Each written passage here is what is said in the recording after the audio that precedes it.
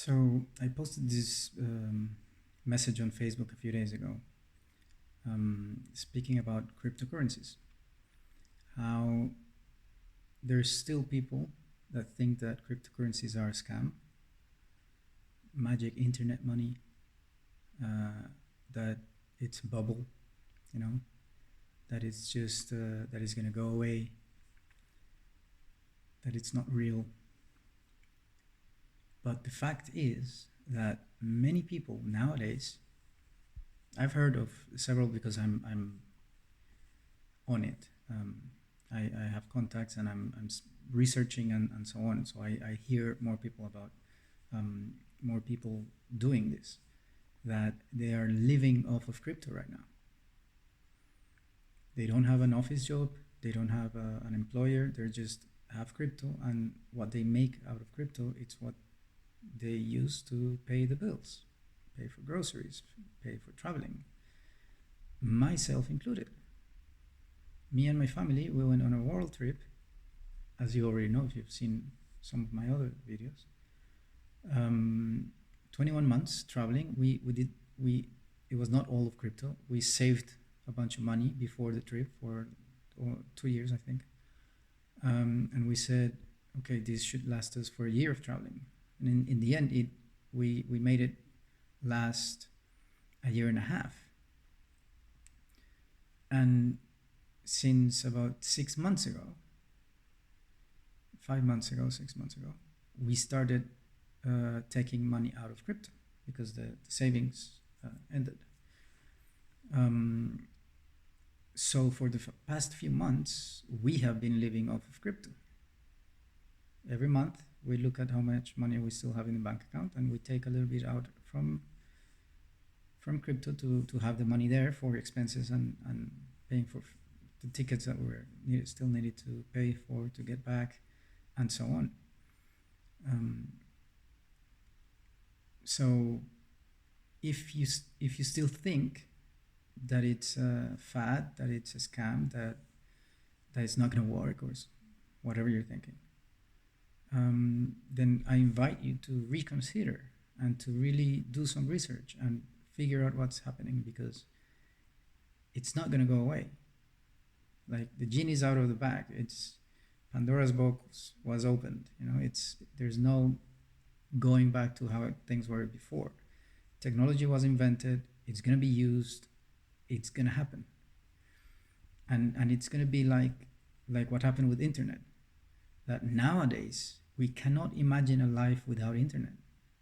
It's very hard because internet is part of how we live today.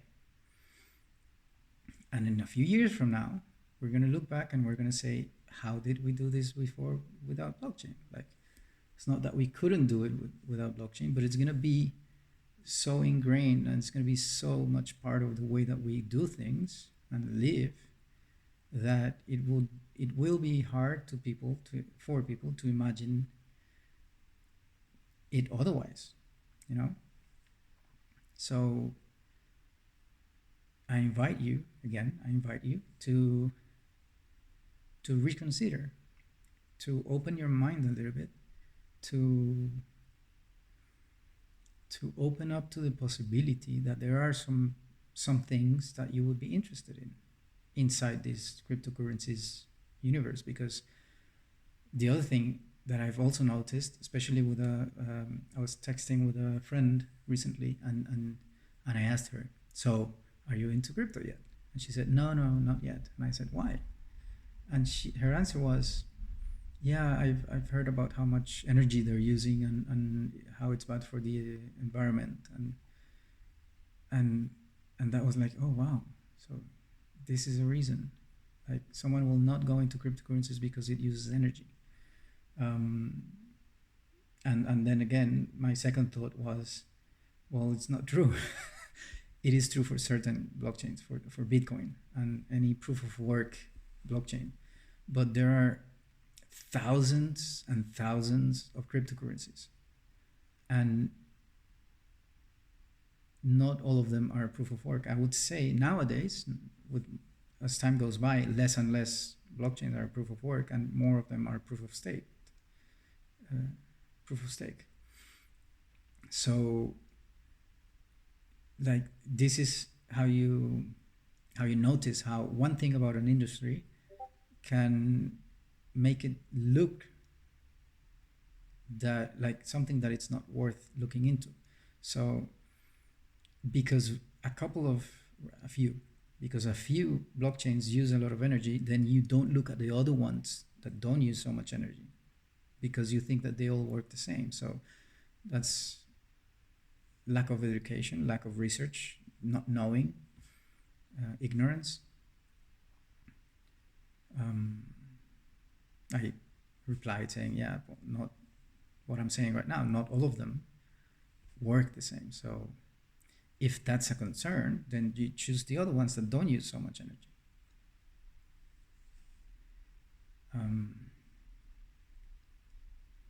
There's, in South Korea, there's an app, a payments app, it's called Chai.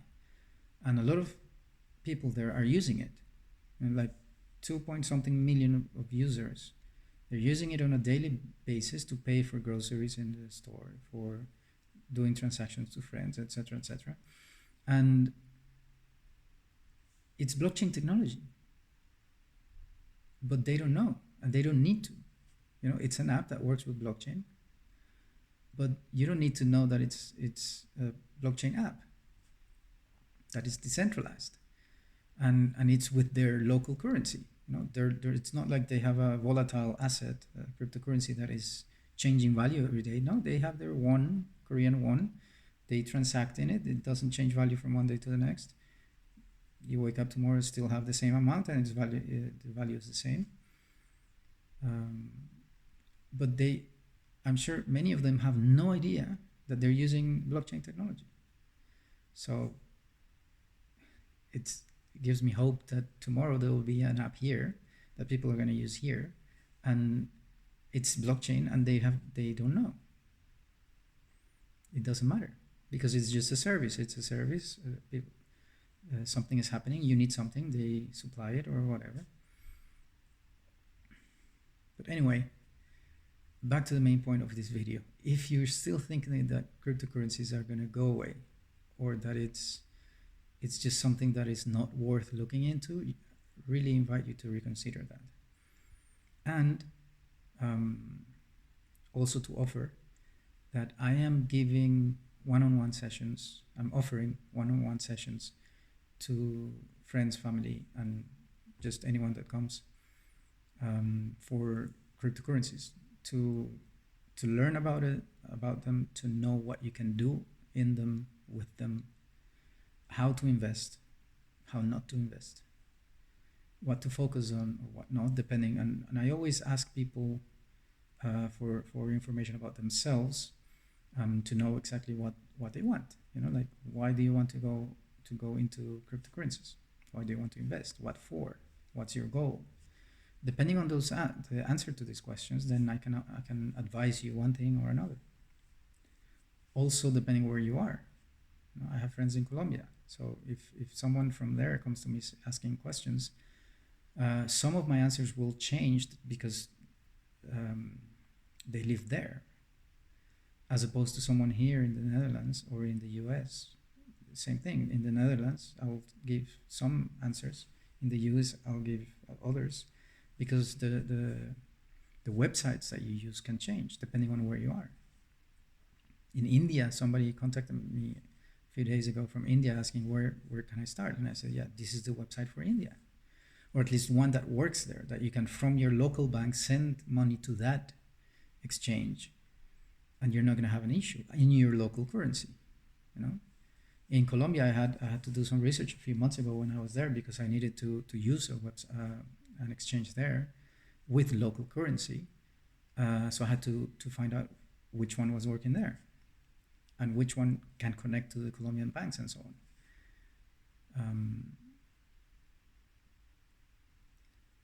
So if you're interested in learning more, getting to know what you can do, then yeah, send me a message.